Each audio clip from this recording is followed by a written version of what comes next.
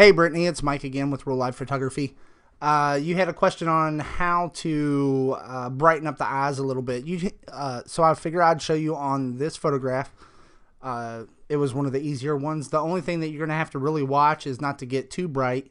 Either they'll start looking like an alien, or it just won't look right given the exposure, the exposure of the photograph itself.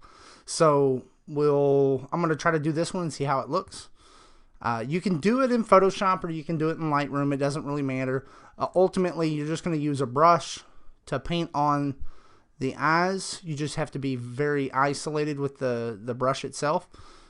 So what I do is I zoom in. Let me uncheck that. Let me move up here. Might be actually too much. Move up here. Get my brush again, and then I'm going to shrink my brush down, the size of my brush down, and we're just going to paint on there a little bit.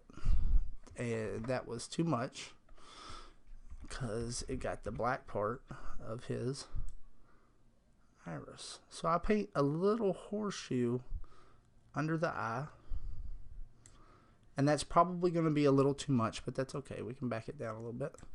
And then to get kind of that sparkly look, add some clarity to it, and then adjust again on your exposure. So there's that one. Then I'll do a new brush for the other eye, because each eye might be just a little bit different on the exposure. Maybe you'll have one a little bit more in the shadows, or one's obviously supposed to be brighter than the other. And what I'll do is I'll back it out, and then I'll just give it a little bit until it looks right. And let's see what that looks like. See that this one right here looks like it's possibly a little bit too much. So go back into my brush, click on there, and I'll drop the exposure back down a little bit more.